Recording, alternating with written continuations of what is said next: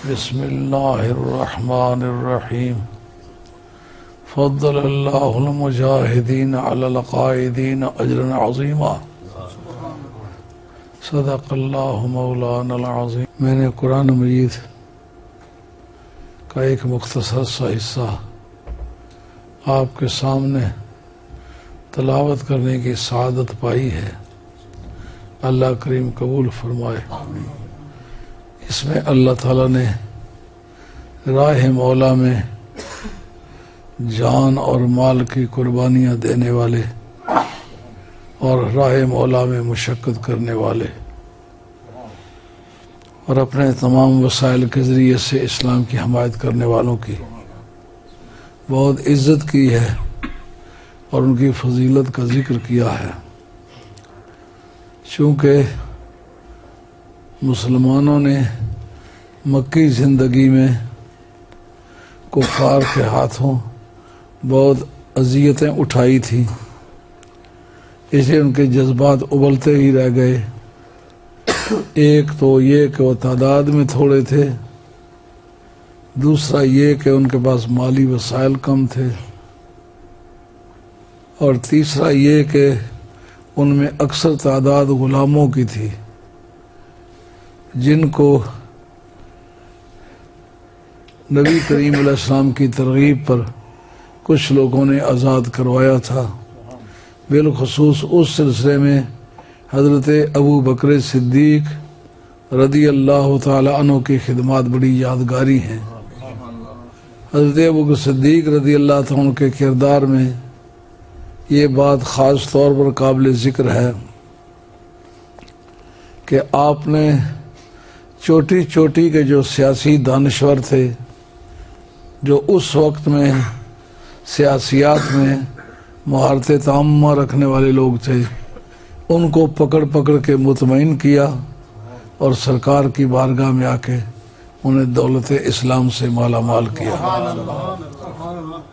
उसमें उनके सियासी तजर्बे को भी दखल था और उस वक्त मक्के की सरजमीन में अशराफिया का सिलसिला था, यानी अरिस्टोक्रेट्स जो हैं, अरिस्टोक्रेसी वहाँ निज़ाम था, उसमें वो चीफ जस्टिस रहे थे, इसलिए अवाम का में उनका असर व रसूख भी था।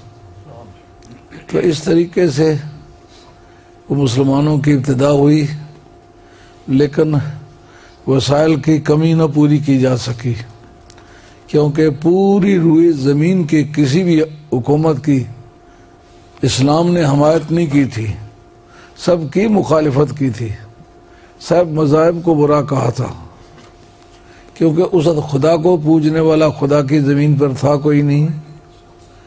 और जो तबलीग का सिलसिला कुल या अय्युहल काफिरून से शुरू हुआ था, इसलिए पूरी दुनिया भैया के वक्त दुश्मन बन गई थी।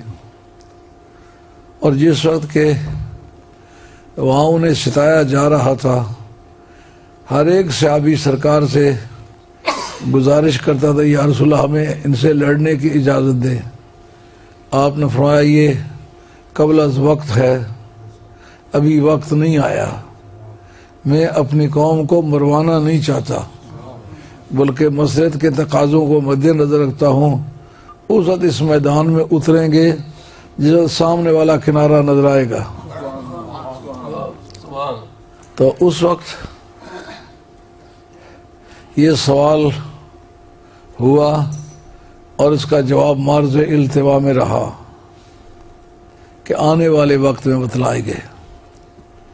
जिस वक्त सरकारी दो आलम इस्लाम खुद मदीना तैयबा तशरीफ ले आए, सहाबा के एक बड़ी तादाद जहाँ जहाँ भी थे वहाँ से वो आ पहुँचे। सबसे पहली हिजरत जो हुई थी हबशे की तरफ हुई थी, मुहाजिरीन हबशा जो थे वो भी पहुँच गए और मक्का शरीफ से लोग भी पहुँच गए।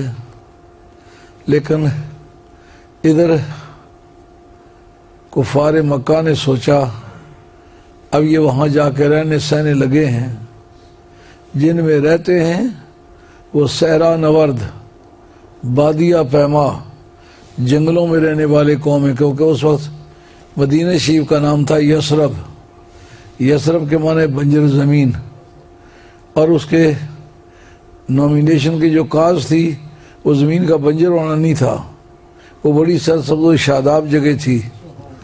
पहला बंदा यहूदियों में जाके वहाँ आबाद हुआ था, उसका नाम था यसरब, उसके नाम पर मदीना शरीफ का नाम था यसरब। इस्लाम ने फिर देखा कि जिस बात में बिल वास्ता या बिला वास्ता कोई हतक का मफहूम बनता है जो सरकार की तरफ मंसूब होता है, खा वो बोल चाल में हो, खा वो लहजे में हो, सरकार से बात करने के अंदाज भी बदल दिए गए। ला तरफ़ाऊ अस्वातकुम फ़ौक़ सौति नबी वला तजारू लहू बिलक़ौल कजारि बादिकुम लिबादन अन तहबत आमालुकुम अंतुम ला तशऊरून। जो तुम्हारा गुफ्तगू करने का अंदाज है ना, एक दूसरे के कंधे पे हाथ रख लेना, तवज्जो ज्यादा तलब दाढ़ी पकड़ लेना। आजकल पठानों में ये है बात करते वक्त एक दूसरे की दाढ़ी पकड़ लेते, अगर दाढ़ी वाला हो तो इन्हें बात को तवज्जो से सुन। इसलिए अरबों में भी ये था, कहा कि कुछ फासला रख के सरकार से बात किया करो, लेकिन बात इस अंदाज से करो कि तुम्हारी आवाज सरकार से धीमी हो, ऊंची ना हो। और चलते वक्त ला तुक़द्दिमू बैन यदै अल्लाह व रसूलिही वत्तक़ुल्लाह, तुम अपने रसूल से आगे मत चलो। चलने का वक्त आया, रसूल को आगे चलाओ, खुद पीछे चलो। और इसी बुनियाद पर अपने वालिदैन माजिदैन को भी पीछे चलाना मकरूह है। अगरचे आयत जो है ये सरकार के बारे में है, लेकिन इसी जुमरे में आते हैं वालिदैन भी, पीरो मुर्शिद भी, उस्ताद भी। चलने का वक्त आए पीछे चलो। उन्होंने फिर यसरब नाम बदल के मदीना रखा। मदीना के माना सरजमीन जो बड़ी सरसब्ज़ शादाब, आबाद और खुशगवार हो, जिसका सारा माहौल पाकीज़ा हो। अब उस सरजमीन में जाके वो ठहरे, कुफार मक्का का ये तासुर था, वो जिधर गए हैं वो जगह पुरअमन नहीं रहनी चाहिए। वक्तन बंदा कोई जाता, उनके जानवर चरागाहों में चल रहे होते, वहां से जानवर चोरी करके ले आता। मतलब ये था कि जिसने मुसलमानों को यहाँ तंग किया, यहाँ से भाग गए, वहां भी समझिए ये जगह महफूज नहीं, जगह छोड़ के भाग जाए। उनको ये नहीं पता था कि ये भी एक जंगी पैंतरा था जिसको उन्होंने इस्तेमाल किया कि दुश्मन की निगाहों से 4 कदम आगे चल के बैठो, वहाँ आज़ादी से तैयारी करो, फिर मुकाबले का वक्त है डट के मुकाबला करो। तो उस वक्त हालात ये थे कि बद्र शरीफ से पहले जंग का एहसास मोमिनों को भी होने लगा था, काफिरों को भी होने लगा था। लेकिन उस वक्त उन्होंने किया क्या कि जो तजारती काफिले थे ना, उस वक्त गर्मियों का मौसम था, ये मार्च के महीने में, मार्च और अप्रैल के महीने में ये जंग हुई है। उनका काफिला गया हुआ था शाम, और लोगों ने जिसके पास आना था उसे आना दिया, पैसा था पैसा दिया, औरतों ने जेवरात दिए कि ये ले जाओ और जंगी सामान लेकर आओ। बाकी चीज़ों के अलावा जंग की तैयारी करनी चाहिए।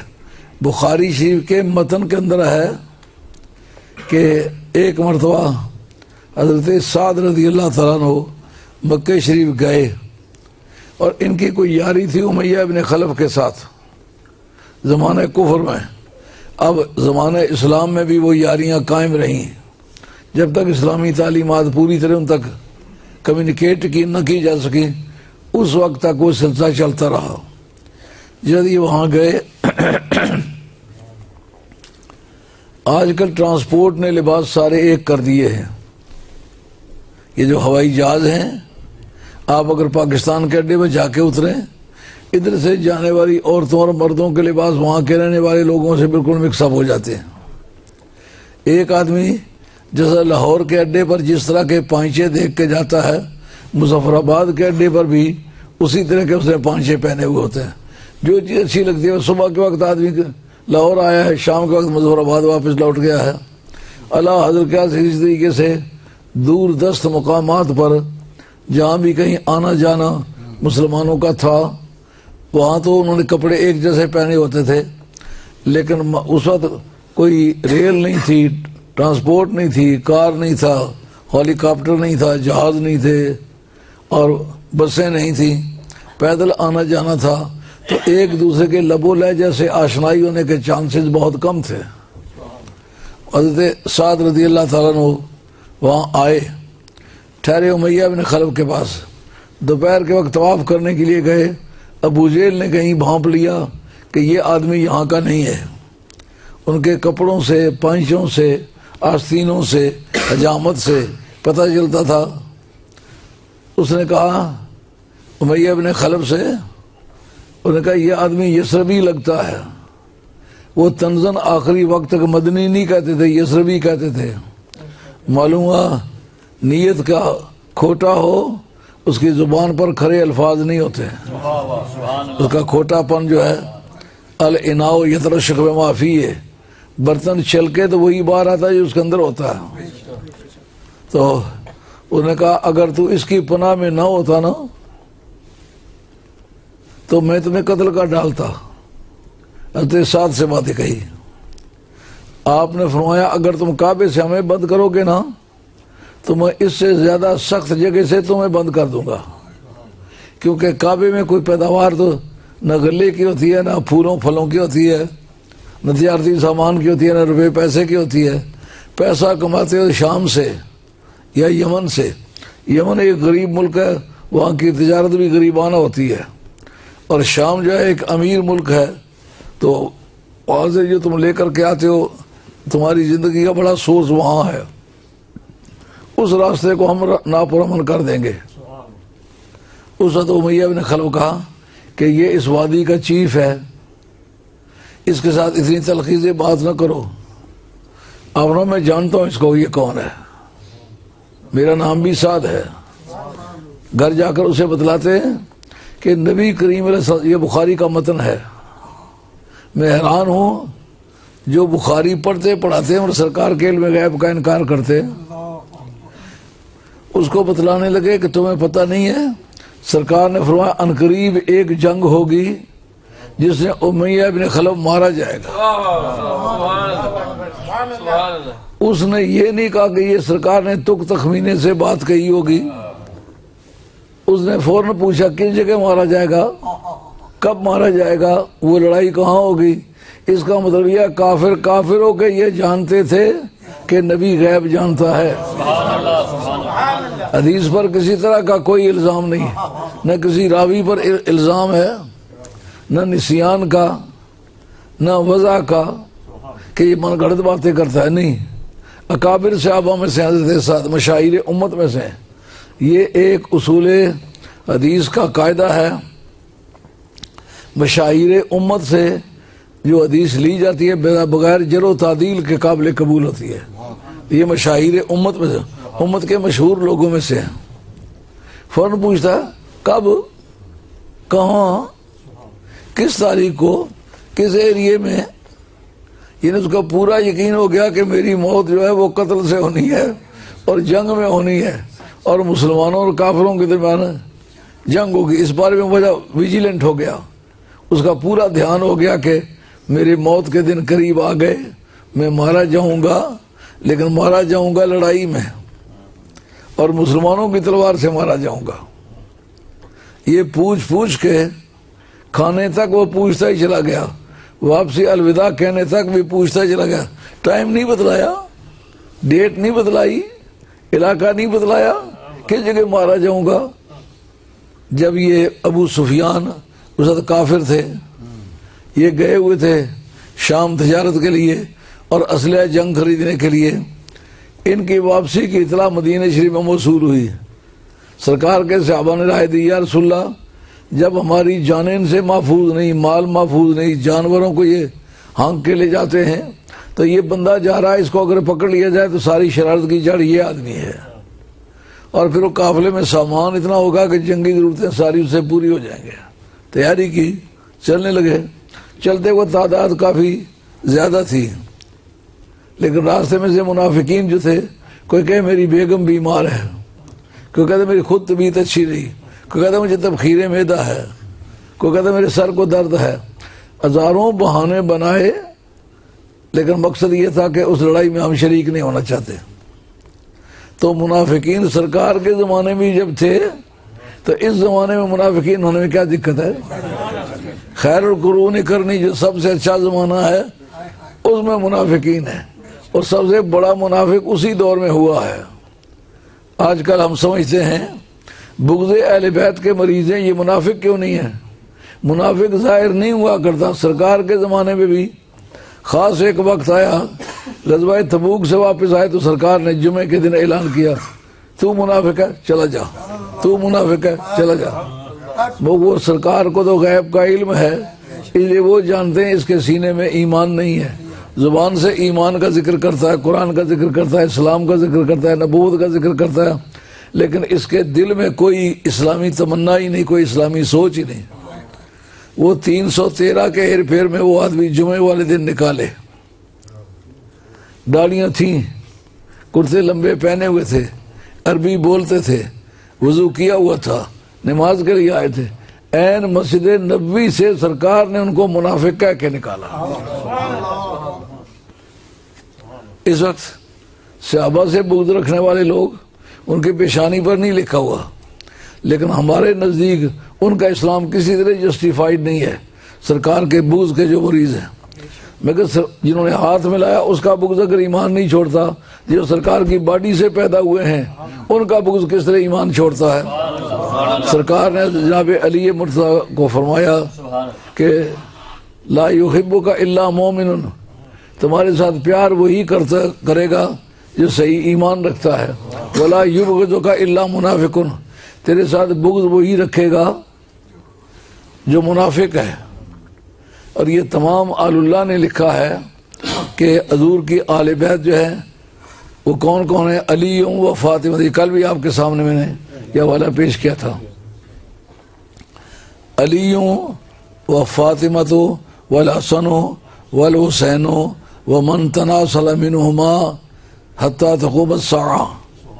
कहते कि अहले बैत हकीकी माना में एक अली है, एक फातिमा है, एक हसन है, एक हुसैन है, और क़यामत तक उनकी नस्ल से जो लोग पैदा हुए वो अहले बैत हैं।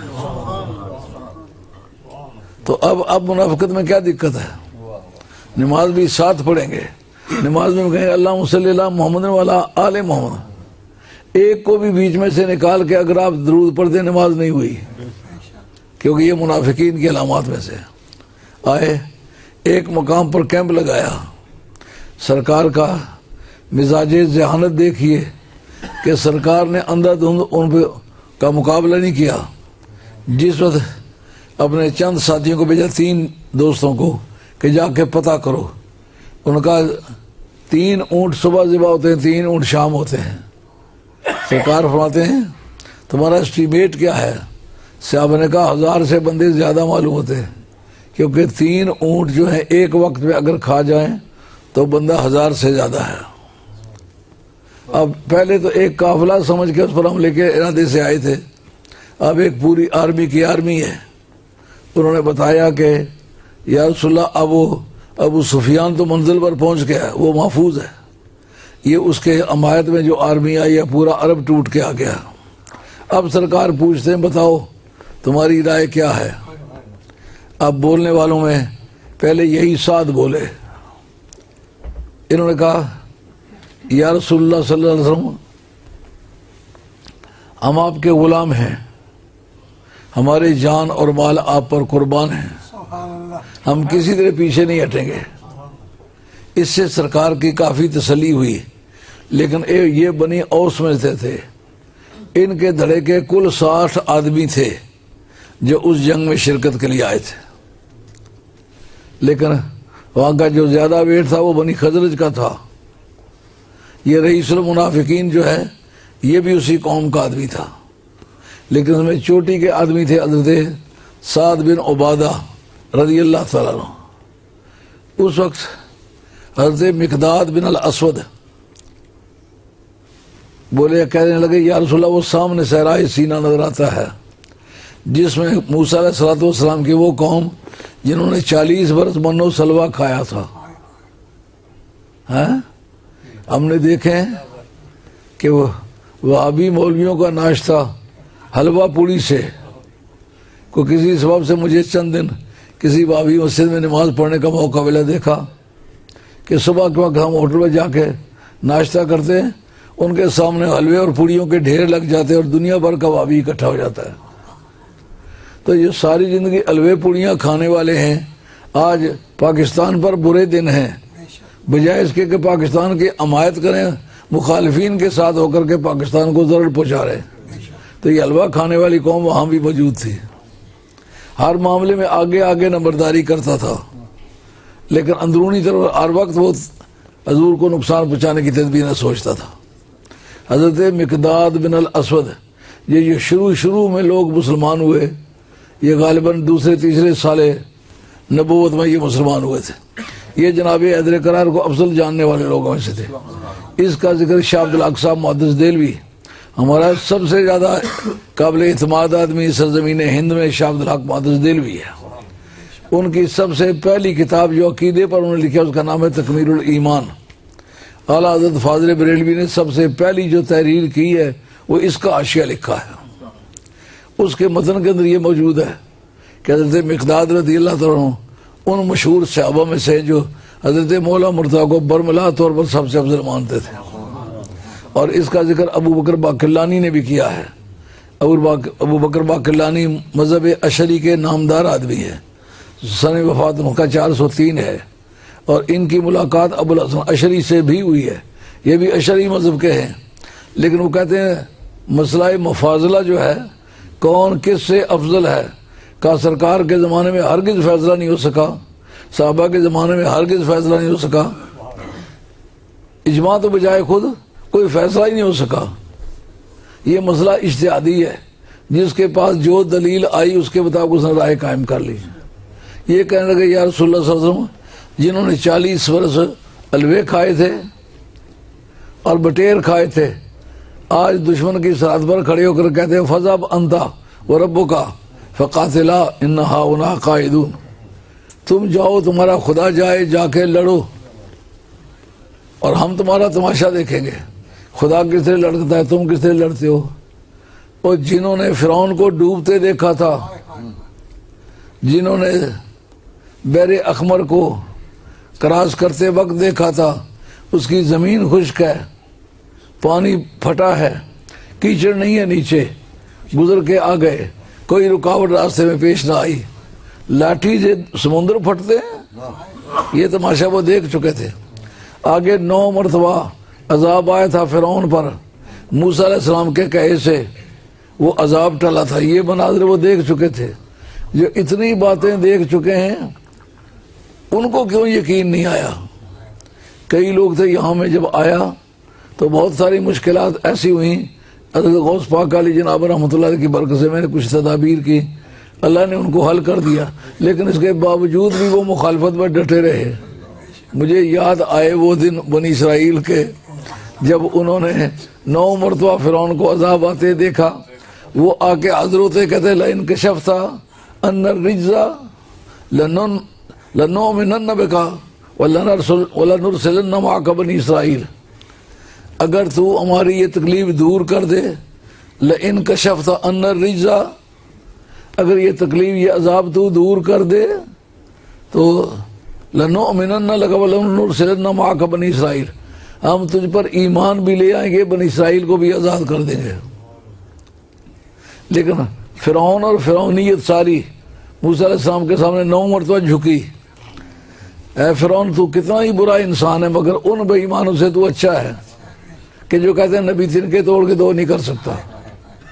वो आके कहते हैं तू अगर हमारी ये मुसीबत दूर कर दे तो फिर हम तुझ पर ईमान भी ले आएंगे और फिर उसके बाद ये बनी इसराइल को आज़ाद भी कर देंगे। रब ने ये नहीं फरमाया कि ये कलिमा उन्होंने हराम इस्तेमाल किया है, मुसीबत को टालना तो मेरा काम है। वाकई उनको कहते हैं कुरान मजीद का इस बारे में खामोश रहना तस्लीम करना है, तस्मीह करने के बराबर है कि नबी के अंदर मुसाहिब को टालने की पावर अल्लाह ने रखी है। ये तमाशा देखने में आया जिन्होंने वो 9 मनाजिर भी देखे थे, समुद्र का फटना भी देखा था, और आमने सामने हर रोज आसमान से पके पकाए खाने, पका हुआ हलवा और जिंदा बटेर अपनी मर्जी से जितना चाहते हो ज़िबा करके खा लो। जिन्होंने 40 बरस लगातार हलवा खाया है और उसके बाद बटेर खाए हैं, वो कहते हैं तू जा और तेरा खुदा जाए।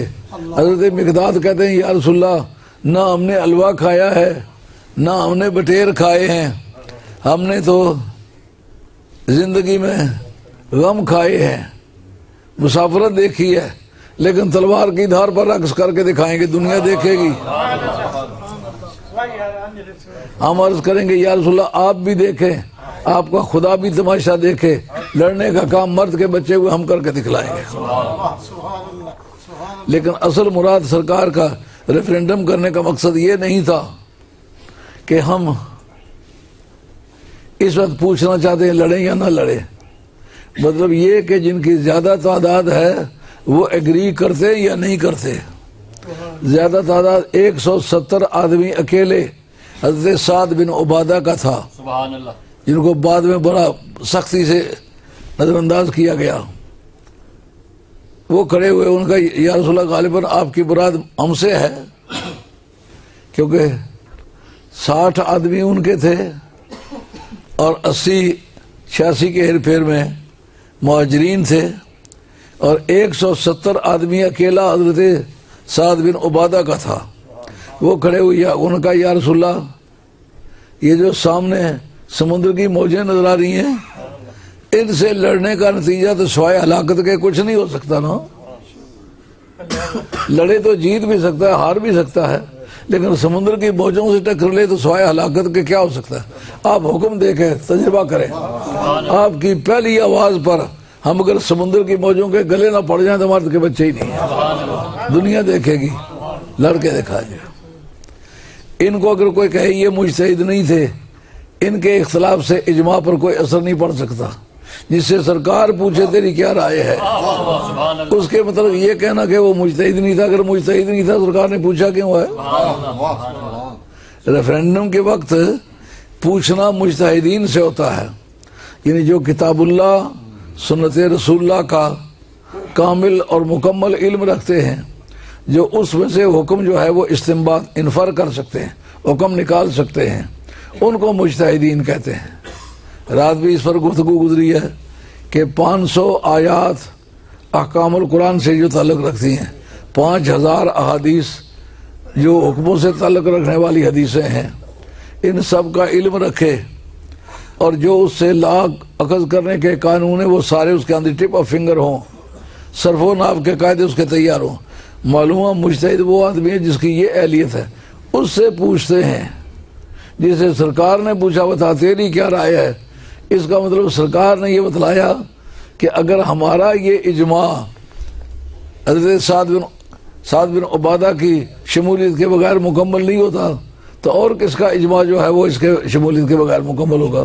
बात समझ आइए, तय हो गया चलेंगे। रास्ते में एक जगह कैंप लगाया, अर्ज किया या रसूलल्लाह अपनी राय से लगाया है या वही इलाही के मुताबिक? सरकार ने फरमाया मैंने अपनी राय के मुताबिक लगाया, वही इलाही के मुताबिक नहीं। उन्होंने कहा या रसूलल्लाह मेरी एक गुजारिश है, ये जिस जगह कैंप लगाया जगह पानी का कोई बंदोबस्त नहीं। हमें चाहिए कि बदर में जहाँ दुश्मन के साथ हमारी मुठभेड़ होने वाली है, जहाँ हम पंजा लड़ाने वाले हैं, वहाँ चले और वक्त से पहले उस एरिया को घेर लें और पानी के जितने सोर्सेज हैं उन पर कब्जा कर लें। चले गए, सरकार के सामने जो मशवरा दिया था, जाकर कलीबे बदर के करीब उन्होंने डेरा लगा लिया। कलीबे बदर जो है, अगर आपको अल्लाह ताला जाने का मौका दे या कभी गए हों तो जो सड़क के किनारे पर बदर के अंदर पेट्रोल पंप है ना, इसके सामने वाले हिस्से में एक छोटी सी चार दीवारी है। काफ़ी बड़ी जगह थी क्योंकि 14 सहाबाए किराम की कब्रें हैं वहाँ, वो इतनी जगहों में अकोमोडेट नहीं की जा सकती, लेकिन भाभियों ने कब्रों को तोड़ ताड़ के छोटी सी जगह बना ली है। कलीब बदर वो जगह है जिसका पानी हजूर ने इस्तेमाल किया, सरकार के सहाबा ने इस्तेमाल किया, और बाद में जो काफिर मारे गए उस सरकार ने कहा इनकी लाशें इस तरह नहीं छोड़नी चाहिए, जानवर आएंगे वो इनको खाएंगे, कब्बे चीले आके बैठेंगे, गीदड़ भेड़िए आकर के इनके गोश्त लोच के खाएंगे। गो हमारे दुश्मन है लेकिन इंसान तो फिर भी है, हम इनकी लाशों की अतक नहीं करेंगे। यजीद और यजीद के मानने वालों पर अल्लाह ताला की लानत है कि सरकार ने तो काफिरों की जिल्लत को कबूल नहीं किया, लड़े, मैदान में मारे गए, सरकार ने उनकी लाशें कहा उठा के इनको कलीबे बदर में फेंको। सरकार तो अपने जानी दुश्मनों की लाशों को पामाल न करें, और तोहफा लख बार तोहफा यजीद और यजीद की कौम को कि जिन्होंने हजूर नबी करीम अलैहि वसल्लम की औलाद के नाशों पर घोड़े दौड़ाए। शर्म की बात नहीं, हया नहीं आती। अभी एक बड़ा तबका है मुल्ला बरादरी में जो कहते हैं यजीद को लानत नहीं करनी चाहिए, हत्ता कि इमाम गजाली जैसे बुजुर्ग लिखते हैं युहर्रिमु अलल वाइज़ बगैरिही बयान हकायतुल हुसैन, कि इमाम हुसैन के वाक़यात बयान करना हराम है। यार अबू जेल के वाक़यात बयान करना हराम नहीं है, अबू लहब के वाक़यात बयान करना हराम नहीं है, इमाम हुसैन के वाक़यात बयान करना क्यों हराम है? और ये लिखा हुआ स्वाके मोरका में है। और उनके जितने शागिर्द हैं उन्होंने लिखा है कि कुतला बसैफ़ जद्द ही इमाम हुसैन अपने नाने की तलवार से कत्ल हुआ है, यानी उस कानून की मुखालफत की है तो उस वजह से उन्हें कत्ल किया गया। क्या वो उम्मीद करेंगे? ऐसे इल्म का क्या फ़ायदा है जिससे सरकार की बेअदबी का पहलू निकलता है। अला हाज़िल क़ियास के पानी के ज़ख़ीरों पर कब्जा कर लिया गया। रात के वक्त बारिश हुई, सरकार के सहाबा ने उठ के छोटी छोटी बाड़ें बना ली रेगिस्तान में, जिस जगह कोई ढलवान थी, ऐसी स्लांटिंग प्लेस थी, उस जगह उन्होंने बाड़ बना के पानी ज़ख़ीरा कर लिया। अब दुश्मन की तरफ जो बारिश हुई उस बारिश में ये हुआ कि वो ज़मीन दलदल बन गई, क्योंकि इधर रेत थी उधर पक्की ज़मीन थी। ज़मीन पर जिस बारिश गिरी सारा वो कीचड़ बन गया। अब उनके ऊँट फिसलें, घोड़े फिसलें, बंदे फिसलें, लेकिन पीने का पानी नहीं है। अब सरकार की बारगाह में ये दरख्वास्त की गई, या रसूलल्लाह इरशाद फरमाइए कि दुश्मन इस वक्त पानी के लिए मजबूर है, क्या करें? आपने फरमाया दुश्मनों पर पानी बंद करना ये बुज़दिलों की आदत है। गरीब हैं ज़रूर, मुसाफिर हैं ज़रूर, परदेसी हैं ज़रूर, बेसरो सामान हैं ज़रूर, मगर जो ख़ानदानी शुजात है वो उनके साथ है। हाशमियों की बहादुरी, सखावत, मेहमान नवाजी, हत्ता के बुखारी शरीफ के मतन के अंदर है हाशमियों की हांडी का जवाब किसी दूसरी जगह नहीं मिल सका। वो मेरा मुरीद है नदीम, एक दिन वो मेरे लिए खाना अपने होटल से लाया। मैंने कहा ये जो सालन है ये किसने पकाया है? बोले आपने कभी ऐसा पूछा नहीं। मैंने कहा इससे मुझे मालूम हो रहा है किसी सैयदजादी के हाथ का पका हुआ है। हाशमी खानदान के लोगों की हांडी जुदा गाना आज भी पूरी दुनिया में सैयद नसर सादात जहाँ भी कहीं हैं उनकी हांडियाँ मुख्तलिफ हैं। बुखारी के मतन के अंदर ही है। मैंने कहा जा जाके मालूम करो। पता चला उनका जो हांडियाँ पकाने वाला है वो सैयद है, एबटाबाद का रहने वाला। उससे पूछा कि तुमने ये कुकिंग किससे सीखी है? उसने कहा मैंने अपनी फूफी जान से सीखी है। एस्टेब्लिश हो गया कि एक सैयद ज़ादी का ये सबक है जो मिला हुआ है। अला हाज़िल क़ियास, ये लोग बहादुरों की औलाद में से थे। बहादुरी, मेहमान नवाजी, सखावत इनकी ख़ानदानी शान थी। हमारे फुक़हा ने एक बहस छेड़ी है कि क्या ज़माने कुफर में गैर कुरैशियों के बराबर का बंदा समझा जाता था कि नहीं? ये इस्लाम ने केस डील किए हैं। अगर एक काफिर है कुरैशी है और एक काफिर है गैर कुरैशी है तो दोनों में तरजीह किसको है? का जो कुरैशी है। कहते नस्ब कोई चीज़ नहीं है, नस्ब तो कुफर में भी तस्लीम हुई है। जो कुरैशी काफिर है वो गैर कुरैशी काफिर से अफजल समझा गया है।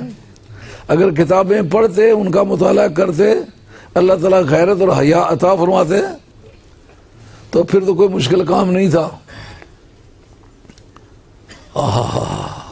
अरबों का एक मुहावरा है, मन कल्ला हयाऊ हो फ़कसरा ज़ंबु हो, जिसके हया जवाब दे जाए गुनाह उसके आम हो जाते हैं। गुनाह करते वक्त घबराता ही नहीं, क्योंकि हया जो नहीं आती, मुश्किल बात यह है। वो एक मौलवी साहब मुनाजरे में गए थे, नाबीने, उन्होंने कहा, दूसरा जो मुखालिफ धड़े का था उसने कहा, यार तुम्हें हया सिर्फ इसलिए नहीं आती कि तुम्हारी आंखें नहीं है, आंखें होती तो हया आता। हया इसलिए नहीं आती कि तुम्हारी आंखें नहीं है। आंखों का बड़ा ताल्लुक है हया के साथ। ये कहना मुराद नहीं कि जो नाबीने वो भी हया होते हैं, लेकिन मैं समझता हूं उनका जो निसाब हया है उसमें आंखों की कमी है। हया वाले होते बेशुमार हाफिज हैं दुनिया में, जिनकी आंखें नहीं है हाफिज हैं, लेकिन ये फर्क के आंखों वाले की हया बनिस्बत नाबीना के ज्यादा होती है। तो ये हाशमियों की ये बातें पुरानी मशहूर है। हुजूर ने फरमाया पानी बंद नहीं करना, काफिर हैं, हमारे दुश्मन हैं, हमें कत्ल करने के लिए आए हैं, लेकिन तारीख कभी इसका जिक्र करेगी कि हाशमियों के पास पानी था, उन्होंने दुश्मन को पीने नहीं दिया। आपने फरमाया जो पीना चाहता उसको पीने दो, जो जानवरों को पिलाना चाहता उनको जानवरों को पिलाने दो। मजा आया ना जंगें लड़ने का। तो ये बदर की जंग की तैयारी है। अब जो दुश्मन मुकाबले के लिए निकला, वो कहते हैं हमारे मुकाबले के लिए आदमी भेजो। इधर सरकार ने 3 आदमी तैयार करके भेजे, और वो हजूर ने क्या तैयार किया, उन्होंने खुद ऑफर किया। वो अंसार थे, अंसार के ईमान की सच्चाई का अंदाजा इससे करें कि जंग है और जिनकी अमायत में वो लड़ रहे हैं वो मौजूद हैं, और में नामी आदमी मौजूद हैं, लेकिन उनका पहले कि या रसूलल्लाह हम जाएंगे।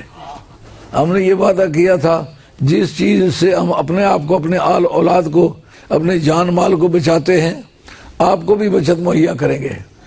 मगर ये था कि जो मदीने शरीफ पर हमलावर हो, मदीने शरीफ में आ घुसे, बाहर का वादा नहीं था।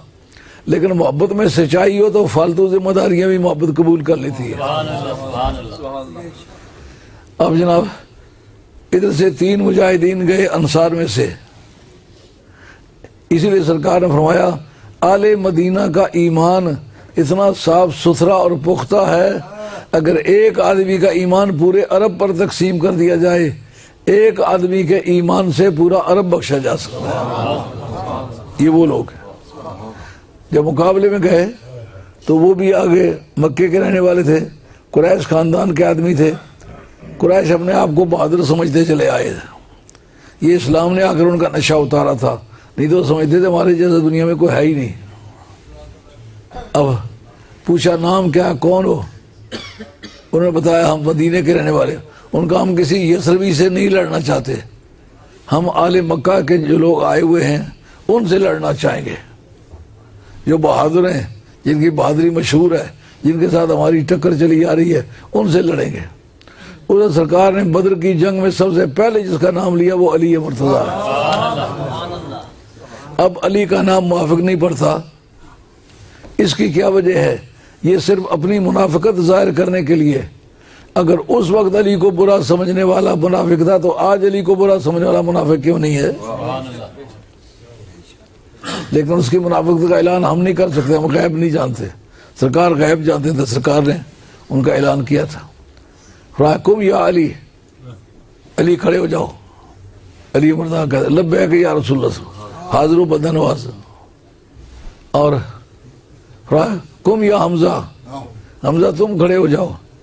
अरब सोसाइटी में इन जैसा तेज रफ्तार और चुस्त चाबक बंदा अरब सोसाइटी में नहीं था। बहुत खूबसूरत आदमी थे। हजूर के चचा भी थे, रजाई भाई भी थे। उम्मे ऐमन का दूध हजूर ने भी पिया था, उन्होंने भी पिया था। रजाई भाई भी थे और चचा भी थे। तीसरा फरमाया कुम उबैद बिन अल हारिस, ये हारिस आपके वाले साहब के भाई थे, ये उनके बेटे थे। ये 3 आदमी एक ही घर के तैयार किए। कहा जाओ। अब जनाब ये तीनों हाशमी मुकाबले के लिए गए। आज ना हाशमी अच्छा लगता है ना सैयद अच्छा लगता है। बताओ इस पहली जंग में अगर शिकस्त हो जाती तो फिर इस्लाम का नाम दुनिया में कौन लेता। अगर पहले दिन इस्लाम पर आने वाली आफत के नीचे आले बैत ने सर रखा है, हाशमियों ने सर रखा है, खानदान के घर वालों ने, सरकार के खानदानी लोगों ने सर रखा है, तो आपको इस एहसान का बदला चुकाने की आप में हिम्मत नहीं है। इस एहसान का बदला कोई नहीं दे सकता। ये तीनों जो सबों से आगे निकले, उस वक्त फरिश्तों के यहाँ एक धूम मची होगी कि ये हाशमी जा रहे हैं। आज लड़ाई का मंजर दीदनी और शनीदनी है। कोई आंखों वाला है तो आज देखे। मुश्किल के वक्त में संगी सो जो तंगी तक के, बने प्याल गमादा, खुशियां मौजा ऐशा अंदर हर कोई यार कहाँ दा। नबी पाक का कोई भी सहाबी हजूर भेजते, सहाबी होता, कुर्बानी के लिए तैयार था, मगर सरकार ने हर मौका माल की मुनासबत से मौजूद तरीन आदमी का इंतखाब किया। तो जनाब हैदर करार का नाम सबसे पहले लेना, इसका मकसद मुश्किलात के वक्त अली का नाम एक फितरी तकाजा है। इसलिए जामी कहते हैं बजंगे उहुद चून भी मादा तनहा, खुदा यश फरिस्तादा नादे अलीरा। आज नादे अली एक वजीफा है जिसको कादरी भी पढ़ते हैं, चिश्ती भी पढ़ते हैं, नक्शबंदी भी पढ़ते हैं, सुरवर्दी भी पढ़ते हैं। अली को बुलाओ।